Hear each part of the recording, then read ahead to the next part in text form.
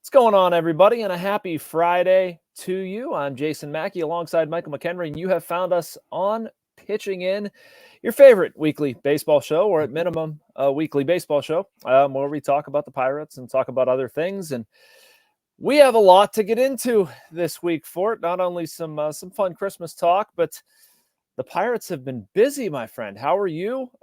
Is your head not spinning anymore? Is it, I think, filled with some mucus and whatnot? You're battling something, but good to see you, friend. Yeah, good to see you. Somehow I got sick again. Just part of it. I think I'm maybe going a little too hard right now, but similar to the Pirates, I guess. I think I'm just trying to keep up with them. They've been really, really busy after kind of being quiet. Yeah. And then they kind of jumped on everything right after the winter meeting. So it's good. I think it's good for the fans. I know that you've had to be really, really busy writing story after story, but Yeah. I like all the things they're doing, and I don't think they're done. Yeah, I don't think they are either. That was one of my main takeaways from Ben Cherington's Zoom call yesterday with us, or Wednesday, I should say. We'll get into what more they can do. I think there's a lot of interesting questions to peel away at Andrew McCutchen coming back. Obviously, it's a big storyline, but I think there's so much more to talk about with this club than that. Before we get to that, though, I want to remind you, Pitching In is brought to you, as always, by the North Shore Tavern. If you love baseball, you'll love the North Shore Tavern. The interior is wall-to-wall Pirates, their appetizers, entrees, cocktails, and, of course, steak and seafood on a sizzling lava stone. Open every day. The North Shore Tavern across from PNC Park is Pittsburgh's home for steak on a stone. We were steak on a stone tonight, Fort. My son Ryder's 10th birthday was tonight. He got his choice of whatever he wanted. He wanted steak and shrimp, so we did that. It was not steak on a stone. It was steak on Dad's grill, but Yeah. it was still nonetheless fun. Made me think a little bit of the North Shore Tavern. I love it. I love that he's eating manly already, and a BMXer, which I love. I'm a big mountain biker, so I think that's a lot of fun. I'll have to ride with him sometime. This might be, that would be a good time. Yeah, that would be fun. We should do that. This might be our last Pitching In. I'm not sure. We're going to the BMX track on Friday, and Jason may not make that. he got a new BMX bike and wants Dad to ride the old one. And so I don't know. It may be my final days. If so, it's gonna be a great podcast. Yeah. Can we get that on film by chance, or probably not? Hey, I'll tell Ab. Yeah, please. I'm sure she will be more than happy to embarrass me. She usually is, and doesn't have to work hard often either. So it's been an eventful week in the Mackey household. Not only that, you probably saw there was a parody Jason Mackey Post-Gazette Twitter account. That was a new low in my career. That means you're doing something. That's all it means. It means you're doing something. Yeah, it means you're doing something. That's it's it. Good. Yeah. So, all right, man. I've been wanting to ask you this since Kutch became official, because I know that you've got a different lens on the Kutch stuff. I mean, you tweet a video and Kutch is walking past like a goofball. You're not surprised, number one, I gather. But two, like, what should Pirates fans be expecting out of Andrew McCutchen this season? What's reasonable? I think a better version of last year, honestly. Really? Yeah. I think being healthy. I mean, obviously going into spring training last year, he was in a really good place, especially with his swing and his body. I know right now he's swinging, he's throwing, he's moving around really, really well. He's photobombing. He's photobombing, absolutely. Actually, the kid that was hitting said, "Man, did he just fanboy me? I think he just fanboyed me." I laughed so hard. It was just so funny. That's awesome. Yeah, priceless. But yeah, I think he wants to win. I mean, he's made that pretty clear in some of the statements he's said with you, with others. I think it's really important to him to win and win now. And I think he knows what that's going to take. I think that's going to take him playing some right field, getting out there and doing some things. I think he's even willing to jump in center at a pinch. But whatever he's got to do to help this team win is what he wants to do. He wants to be here. I don't think this is his last hurrah. I love the statement Cherington made. He's not a hood ornament. That was good. That was good. Really, really good, because he does balance out that lineup. And I think with guys like Tallis and some guys that could step up in a role that's maybe a little bit more outspoken, will let him just focus on, who Kutch is and maybe focus on leading by example instead of that vocal leader. I mean, you know him well enough too. That's a lot for him. He's still going to have to do it.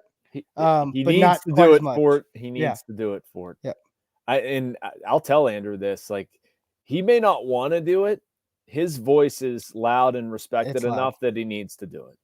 Yeah, and I think last year gave him a chance to learn how to do it. Yeah. Because that's not his personality. No, it's not. It's not. But I mean, it's a good thing, right? Like it's a sign No of doubt. respect that, No doubt. and I don't know whether he realizes this or not. He probably does. He's not going to talk about it though. But I mean, dude, the comment that he made about, and I don't, I'm probably going to get it wrong, but like, the Pirates have been recently about development and rebuilding or whatever. It's time to like put that away, put the big boy pants on and go to work. Like, is that not a comment that this fan base has been looking to hear? Yes. And yes, people are going to get mad about, you're going playing for the Pirates and all this other stuff. But like, screw that, dude. Like, he's right. Yeah. That's what it should be about. That's what people want to hear. And like, I don't want to say he put the Pirates on blast or put Cherington on blast or put anybody on blast, but like, that's put it out there, dude. That's that's sort of setting the precedent. This is what it should be about from somebody who knows. And I just love that coming out of his mouth. Like, just be honest, man. Say, like, give us the pulse of the team. Give us what you guys think, expect, want, whatever. And he's so good at it. Yeah, and I mean, Jason, don't you think that's just feel of living here? Sure. And understanding, what this fan base is in dire need of. Yep. And I know he's had these conversations with Huntington and Williams and Cherington and said, why wait? Like, let's go. Like, there's no time but the present. And I think he wants to run. I think him saying that probably fired up every single guy that's going to wear a Pirates uniform this year that read that. I think it's important. I think that's where he can really step up and be a leader that we need. I mean, we definitely need a guy like him that has a chance to do some unprecedented things. One homer away from 300. He's going to be top 10 in just about every offensive category. It's going to be special, and it should happen this way. Yeah. And I don't think it should happen any other way. We've talked about that before. Yep. Yeah. I mean, he deserves the right to come back. He deserves the right to do what he's doing. Let's also not forget, I was talking with Craig Toth of the Bucks in the Basement podcast, and we were going through like WAR, Fangraphs, Baseball Reference, or whatever. And that's really the first time it clicked for me, like what he was worth, wins above replacement wise, in the free agent deal he signed. If you take the like Kutch is the most popular player in the past 30, 40 years in Pirates baseball out of it and just focus on his numbers and what what he's making versus what he produced last season, it's a bargain. Yep. It really is. $5 million for one and some change WAR on the free agent market. Like that's below market value. And then, add the whole, like what it says about your team, what it does for morale in the city and at the gate and all that crap. That's great. So yeah, I love it. There's no other move that can possibly that you couldn't do anything else. I do want to see him play the outfield for it. I think that's a big. He wants thing. to. He wants to. Yeah. And we're staying on him. To. Yeah. He knows his value is enhanced, not just offensively, but the team in general is enhanced if he's in the outfield. Yeah. It makes that team so much deeper. Yeah. And I mean, he doesn't have to do a ton. It's just like if Reynolds can get 1 day a week. Yeah. Off. Half off. Or you can the DH spot. This isn't necessarily. I guess it relates, but get Cruz off his feet for a day or something. But still keep his bat. I like that. Allow Talese too to DH them. Yeah, I think that makes the lineup much deeper. Yeah. So okay, all right. I don't want to like ignore the Kutch thing, but I want to ignore the Kutch thing. Because I mean, I feel like we knew he was coming back. We've sorted through that, but there's so many different things. One, by the way, friend, I want to tip my cap that I don't have on or patch on the back, which I can't do over StreamYard. But I mean, you called Martin Perez. I did. By the way, on here, I forget whether it was last week or the week before, but you said you thought he would be a great fit. That's somebody you want them to sign. So one, I want to ask you why. And two, like, I guess I should present it this way, that the contract is not finalized yet. He's still pending a physical, but I don't have any problem with it. I like it. What made you say that, though? I mean, if you look at Gonzalez and Perez got the higher upside. He's got the framework to be maybe even, I'm going to go out on a limb, a Liriano type. Maybe that swing and miss. But he's got that in the tank. And the reason why I say that is because he's had some really good years. When he gets hit, he's gotten hit hard, but he's a guy that could come in a small market, and I think he does better in a small market Okay. because he doesn't have to be the guy. We have the guy. We have Keller, Gonzalez. He's gonna have a really good surrounding. I think when I had him in Texas, they wanted too much out of him, way too often, and he didn't know who he was. I think a couple years ago he really fell into who he was. So I think he's gonna do really well. Pitcher's ballpark, fly ball guy. I think he's gonna end up being really, really good for the Pirates. Yeah, I like it. Me I too. like it. And them leaning into like the lefties that don't throw terribly hard and do some other things and have strong changeups or sinkers. I mean, if that works, if that's what is effective, why run from it? Right. Absolutely. And that's kind of what this is. I like it a lot. I mean, I'm thinking he had a 5 WAR in 2022, 2.39 ERA. I know there's some regression stuff or revert to the mean, all that junk. But I mean, But that's dude, kind of he's his better than entire some career, other right? free agents they've signed. That's Yeah. true. That's true. But Mackey, that's been his whole career. It's been like this. Yeah. Like he hasn't been a guy that's just been steady, but when that's in there, Yeah. and I think playing in a place like Pittsburgh where, he'll be a guy, but he won't have to be the guy. He's not signing a huge deal. So he's going to come in and try to do his thing. And he's been around a long time. He's had the bumps in the road, and Oscar and the staff has been phenomenal with guys like this when they come in to kind of pull out something that either they didn't know they had or exactly what they knew they had, just somehow pulled it out of them.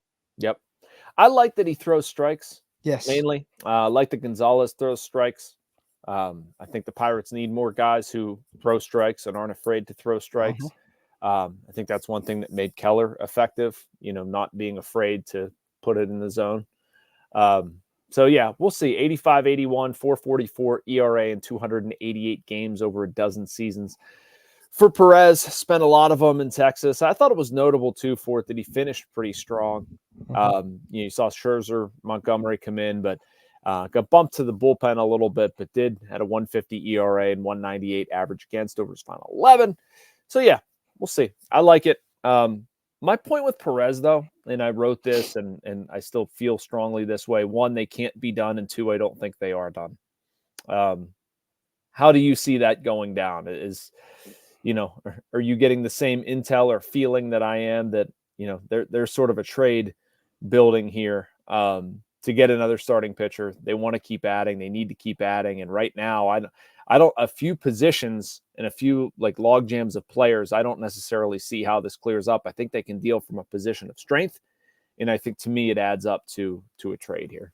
Yeah, I completely agree. And it's been since the beginning of the offseason that we thought a trade would be a great value for them to get maybe a controllable arm. I mean, we would be in a completely different place if you look up and say we have, 2 veteran lefties. We have Keller, we have JT Brubaker coming back, and we also have a controllable arm that maybe has major league experience. Maybe he doesn't. Maybe he's at the higher levels, but that just creates a really, really good problem because we have some really good arms at the lower levels that if they take a step forward, we're going to be a completely different team. I mean, obviously losing Oviedo is really, really tough, but if you can add a controllable arm, I mean, that's invaluable right now. I think they have to find some way to do that. And I'm hoping Blake Snell is the one that pushes that down the road by signing in Seattle and us going out and getting an arm from them because they have a stockpile.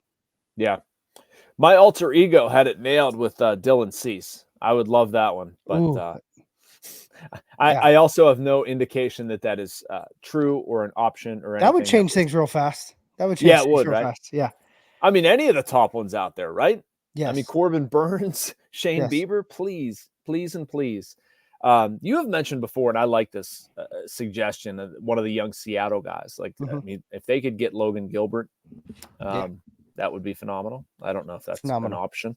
But I mean, they have a plethora of talent, as do the Miami Marlins. That would intrigue me a little bit. The Marlins have really been on my mind lately because they haven't done much. Yeah.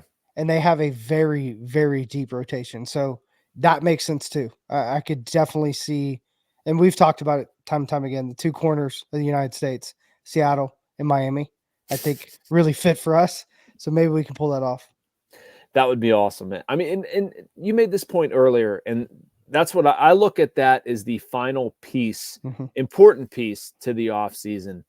If you can go into spring training with Keller, this guy, Logan Gilbert, whomever. Yeah. Just keep saying it. Maybe it'll happen. I like that.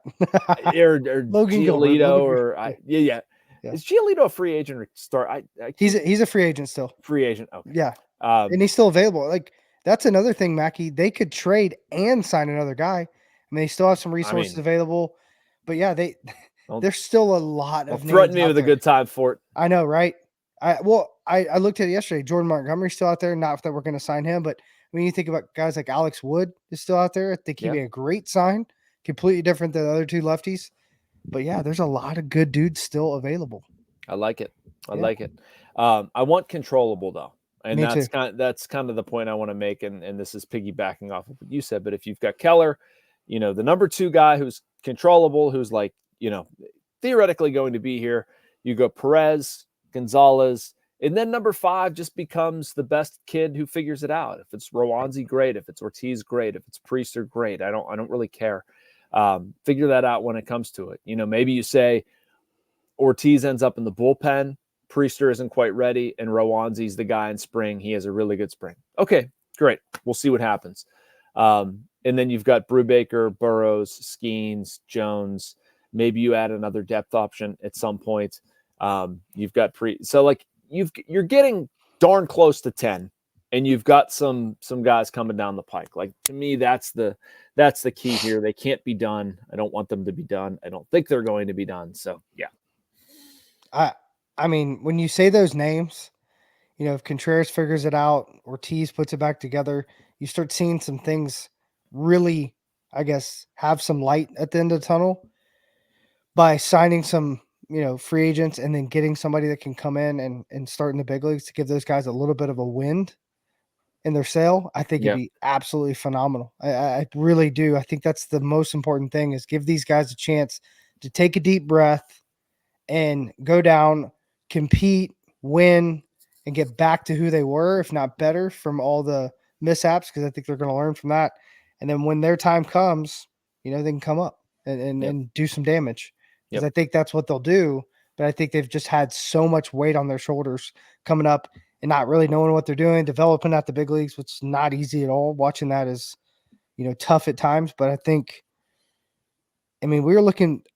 was thinking about this the other day, Mackey. We were looking just last year. If you said Contreras, Ortiz, and Keller, you'd be pretty happy. Oviedo was the one on the other side of it. Like, he wasn't even going to make the team out of camp, which was crazy to me. But I mean, those 3 guys were our 3-headed monster we were looking at. Right. So hopefully we can bring that back. Agreed.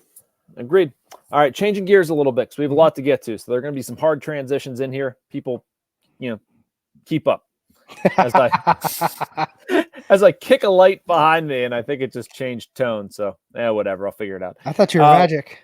I know, right?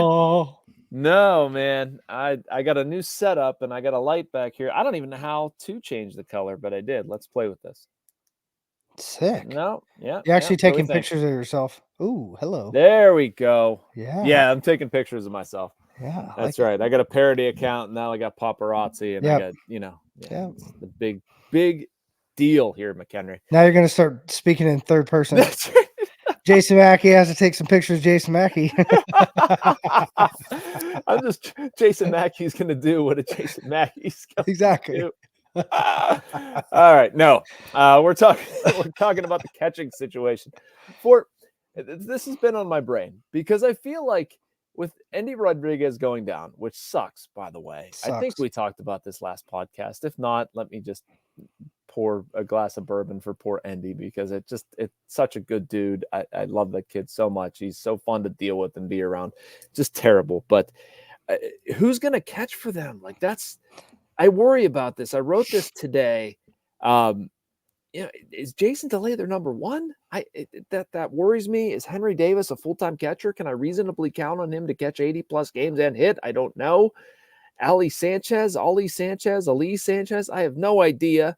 He's got 7 games in the major leagues. I don't know why I should be counting on him to pull regular duty. Like, to me, they need to be addressing this in some form or fashion between now and spring training. What say you? Well, my guy got signed, so Yeah, I know. yeah, $8 The million. mayor, Tom Murphy. Yeah, I kind of see why we didn't sign him. $8 million. Are you kidding me, Mackey? That's just way too much. To back up Patrick Bailey. Yeah, to back him up. That just shows the market, though. That shows kind of. I mean, this guy's been hurt for 3 years straight. I mean, he has not had a healthy season. When he's on the field, he's great. And we're talking about Tom Murphy. Yep. So the fact is, it's a tough market right now when it comes to catchers. And I think we're going to see a lot of delay. If Henry doesn't figure it out, I am concerned because that changes the depth of that lineup. It really changes the dynamic of that lineup. You have a guy that could hit and catch. It's absolutely huge. Sure. It splits the load with delay, and then you have depth when it comes to the new guy. So we'll see. I don't think they're done. I don't know what they're going to do. Maybe they trade or sign a minor league free agent, but they're going to have to find something. They're going to need more depth, period. Because they don't. That's not. It used to be the strength in the organization. Right now, I don't believe it is. So they're gonna have to go get something. It was a strength when you were there for it. It's all gone downhill. It's all gone downhill since McKenry went to greener pasture. No, I'm just kidding. But seriously, like, the Henry Davis thing worries me. And it's not the bag on poor Henry. I think the world of Henry Davis. And we're not hearing anything about it, Mackey. That's the craziest part. Like, we don't know how he's doing in his development. Well, I mean, you can't know how he's doing. I mean, he's working out. He's practicing. I'm sure he's going great. It's not games. Listen, we can see him catch foam balls. Just throw it out there. Foam balls, nasty. Let me see if you can catch them. Do they play with foam balls in a major league game? No, but you can actually see the spin and stuff. Oh, get out of here with your spin and your drills. It doesn't matter. None of it matters until the game. I just want to know. Well, we're not going to know. And that's like 62 games last year, 653 OPS. I mean, I'm not crushing the kid. Like, I think it takes a long time to adjust at this level. Like, I think we should hear him out. Like, the people are saying, oh, he stinks, or, trade him, or they're making these like sweeping assertions. Absolutely not. That's insane. But I can't sit there and count on him and say, like, oh, well, he's going to take this magical step forward and I'm going to have a two-way catcher. He's going to be strong defensively and he's going to add a lot to my offense. Like, I can't say that either. And so it's either that or a guy who has been a career backup who did not finish 2023 very well at all. Like, over the last 4 months, I forget what I put in my story, but it was not good. It was like 200. Did not produce with the bat. Like, that's going to be your combination. Yeah, they've never had a full guy. Yeah, absolutely. Yeah, I don't know. I sort of posited in the story that I wrote, like, is Joey Bart an option? Tucker Barnhart, Jacob Stallings? I don't know. I mean, I'm kind of just throwing names out there, but I do think that they need something that's a little bit more of a sure thing than what they have. That worries me to go into a season with that defensively, health-wise, offensively, all of it. I just don't think it's enough. I like Tucker Barnhart. I mean, I think that's a good thought. Stallings is a good thought, but both guys, I mean, you're not going to get a lot of stick from them. No. But you will get a sure glove. I get that. And you'll get guys that can control a staff, that can pour in Henry. But once again, only if Henry is catching do those guys make as much sense to me.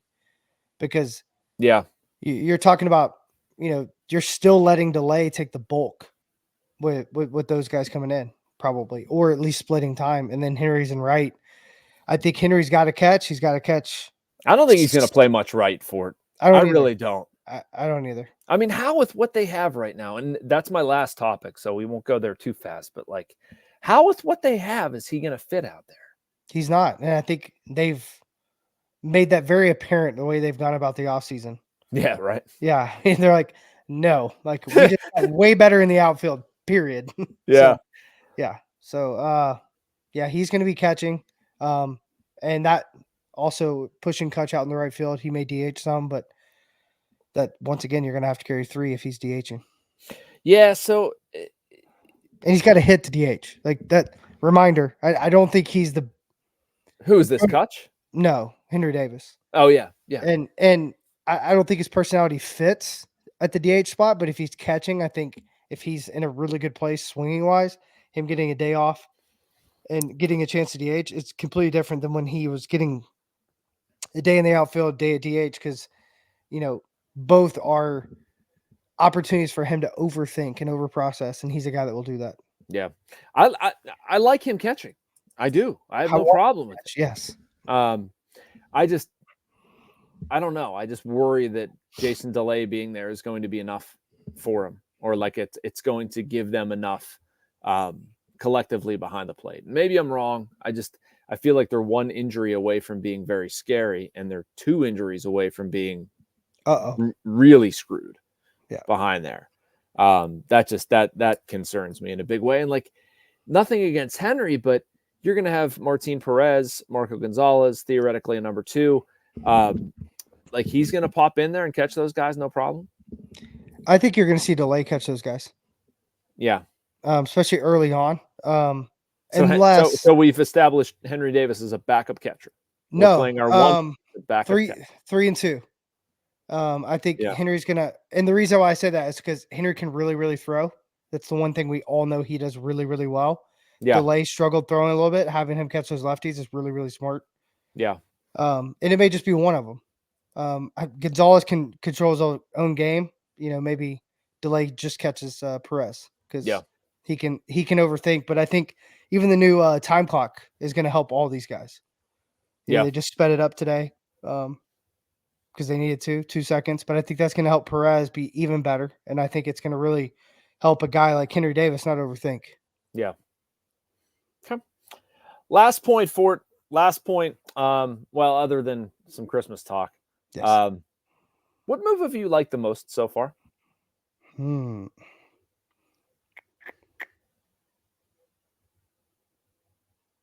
I can buy you probably Talese.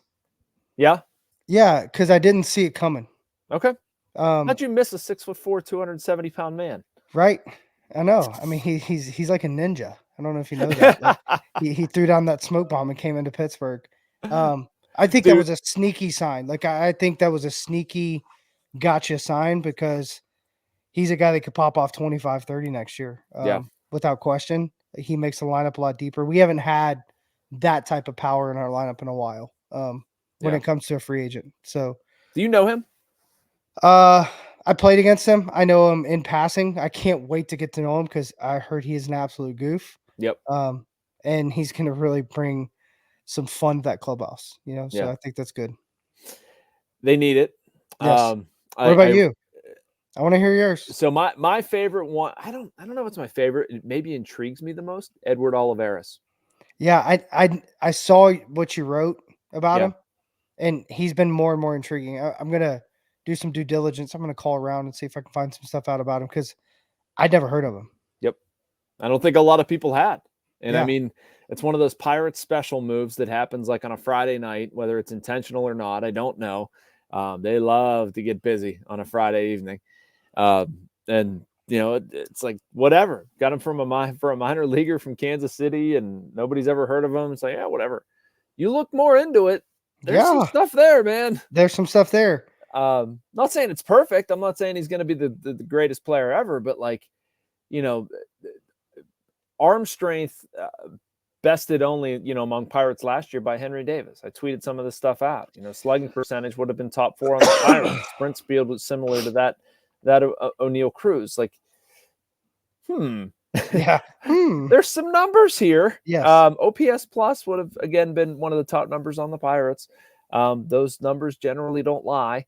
So I'm curious what happens to him, man. I really am. And I'm going through the outfield, and this ties back to something we were talking about with the catching situation. I don't see the reps for Davis because I don't even see how it's going to shake out with the existing outfielders. Right. I don't have any idea. Like, you're going to play Reynolds. You're going to play Sawinski. Mm-hmm.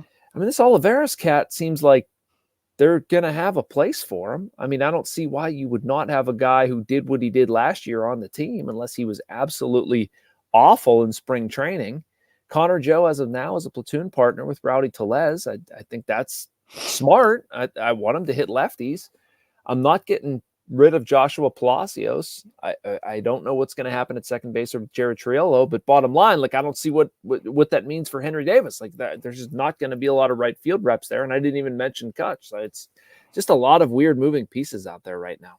It is, and that also reminds us that they have depth and they have, players that could be assets to get somebody else. I mean, True. what the Braves have done this offseason, they've traded for dudes knowing that they didn't fit. They wanted one dude, they traded for three, and then it ended up flipping those guys over.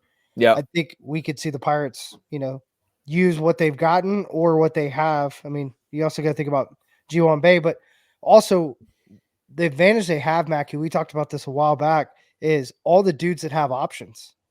Yeah. Right? They have all these guys that could create great depth. And I'll never forget that was Tampa Bay in a nutshell when I was there in 17. It seemed like every dude on the team was on the roster. So they were just rotating, especially pitching wise, but they were rotating, a middle infielder here and there. They were just always rotating guys in and out. It seemed like a revolving door, and it made them a better team. And I think we're going to see a lot more of that. Yeah. I mean, that's something I was thinking about. This is a circuitous route to making my point, but stay with me. Charrington was asked on his Zoom the other day if Shohei Ohtani had any applicability to the Pirates, which was a fun question and a fair question, and I'm not knocking it. And his answer was something like, we know that the landscape of Major League Baseball is strange or whatever. I'm not going to say it's unfair. It's just there's certain things that as the Pirates, it doesn't make a lot of sense to spend our time on. There's certain things that, we can lean into and do well. That's one of them to me. Making a deeper roster, having things like what you're talking about, leveraging options. It's not just 26. It should be 40. I'm not saying the Pirates are there. They're not. They need to have more depth. They need to get more depth this offseason. They need to continue building young depth. But yeah, that's something I think about with a small market team. Not that more veteran teams can do it, but if you are having guys in their optionable seasons, that should be something that if you have good younger players, you should be able to option them and take advantage of option rules and rotate guys back and forth and create a deeper team, a deeper roster than maybe a more veteran group. But that's not a huge thing. You'd rather see teams spend money. Certainly, I'm not defending it, but that was just something that you saying that sort of triggered something in me. So yeah, let's hope. There's a lot. Let's hope. Let's hope. That's a really good point. Long-winded way of saying let's hope. They got to figure something out, man. They really do. Like all these guys can't play at once unless they let the Pirates play like Midget League Baseball and have 4 outfielders, which I don't think they will. And I mean, I think that's what it all boils down to. It's like you can't get at bats for everybody, and you would rather have Joshua Palacios sitting on the bench, high energy, understands how to hit off the bench, been around for a while, opposed to G1 Bay. And if push come to shove, you may have to trade a G1 Bay because you have no at-bats for him. You just got to play it out the way it needs to be played out. But I think the huge advantage they have for me, Mackey, is they can make the team that they want as these guys stack up. What's the identity we want to create? I was listening to a special with Ray Lewis, and he was talking about how when he was with Baltimore, they had a brotherhood. They would literally die for each other. I don't think they'd physically die for each other, but they had a camaraderie of a team that played for each other, and the coaches just backed off. And I remember in 13 that happening for us. And I think if they can get that again, that's when special things will happen. And I don't think you have to be the most talented team or the best team in baseball. If you can come together as a group like that, that's when good things will happen. That's when we'll win. I don't think we're too far away. I do think we need more pitching. But other than that. Yeah, need more pitching and need guys with miles on the tires. And I think the Rowdy Tellez signing helped that. Obviously, Kutch is going to help that. I think everybody around here looks at like the 13 team or teams preceding it and see like AJ Burnett, Russell Martin. I mean, that's great. I mean, but like it doesn't have to be that exact same mold. Correct. Right? Like you want those strands of personality, you want those strands of team building, you want to create a positive culture in that clubhouse. And to me, guys like Tellez will do that. Guys like Kutch will do that. I think there's even an element of Marco Gonzalez, Martin Perez. Like, if you go in there and take care of your business and do it in a professional way, like this is probably a fan thing where they think that you need to be like, jumping up and down and cheering and whatever. Like, no, you're doing your job. Yeah. You're showing people how to work. You're posting up. You're tackling your job appropriately, that the people on your left and right know that they can count on you. And it's the same thing in anybody's job, right? It's the same thing in journalism. But I'm looking forward to seeing more of that this season. I think we'll see that with young guys growing up. It's just the weird thing right now for me, man, is we just don't know which one that's going to be, right? Like second base, I don't know who's going to take charge of that job. I certainly hope somebody does. It's going to be fun to watch it, but I don't know who it's going to be. Yeah, it's going to be a fight to the death. That's what it's going to be. Why are you trying to kill people? It's almost Christmas. Quit being morbid. Well, some people have been naughty about it. Let's be honest. Some people have been naughty. They deserve it. I'm not going to the McKenry house. No. Blood and guts over there. I think it's just me being a little sick and under the weather. A little like death. Talk about death. No, I think Nick Gonzalez and Peguero are going to fight to earn that job. I really do. I think either one that wins, great, and they're both still young and very capable. So it's going to be interesting to see how that pulls out. Cool. Before we get on out of here, what's the big Christmas present for Michael McKenry this year? Do you know? No, I have no clue. I didn't ask for anything. I really didn't. I always ask for the weirdest stuff, Mackey. Like, Why is that not surprising? I do, because like I never know what to ask for, so I made a list. Like one year I got a miniature crossbow. Okay. Just because, yeah. I just asked for stupid stuff. It's like the movie Airheads. Have you ever seen that? Yeah, exactly. Yeah, that's what, Brendan Fraser, Steve Buscemi, and Adam Sandler take over the radio station. Make a bunch of weird demands. Yeah, I'll show you my mug I got. It's got skull and crossbones on it. It's a pirate mug. I just ask for dumb things. It's more fun that way, and I think people enjoy buying for me when I do that. My brother always gets me some weird knife. Nice. It's happened for a long time, so I'll just wait and see. Okay. I got an outdoor fire pit. Well, I guess I don't have indoor fire pits. That sounds dumb. Well, you could try maybe once, but you could try. Check on that home insurance. No, so I got a fire pit, a gas fire pit. Nice. We're going to be redoing the side of our house into a nice little cigar bourbon area. Yes. Not necessarily a man cave, like a man patio, a matio. So I'm going to have you over for a cigar and a glass of bourbon one night. We're in the process of doing that. So it came a little bit early. I've got my fireplace out there. I'm going to be setting up some chairs and building around it and doing some work on that. So that was my big one. That's awesome. So a Traeger, I'm getting a Traeger. That's one thing I'm getting. Okay. Yeah. So I wanted a grill, and I'll end up doing an outdoor space too. Because I love it. We'll just go back and forth. Maybe we'll just start filming there. We'll just go back and forth. Not outdoors. A bad idea. Not a bad. It's a little cold right now, though. That's way too cold. Too cold. And there's the fire, but still, I'm a wuss. Yeah. And knowing me, I'd probably burn the mic or do something stupid. Right. So we don't need to be around fire in the cold. No. Don't do that. One variable at a time. Yeah, especially the indoor fireplace that you got. Indoor fire pit. Yeah. That's so good. Boy. All right. That does it for us this week. A fun show. A lot to talk about on this one. We ask that you like and subscribe. You can get all the Post-Gazette content there per usual. Steelers, they've got a hot mess going on right now. Penguins pit. All that fun stuff. I don't know what we're going to do next week for it. Maybe we'll have a podcast. Maybe we won't. It's going to be a little bit after. We're taking a trip down to DC. We'll see if we can hook up for something. If they do something. If not, maybe we'll take a week off. I don't know. Sounds good. Either way, I'll be ready. All right, buddy. For Michael McKenry, I'm Jason Mackey. We'll talk to you all next week.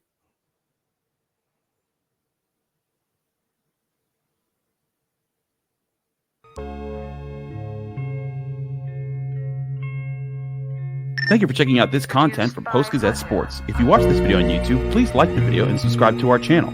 For all of the sports coverage the Post-Gazette has to offer, visit post-gazette.com.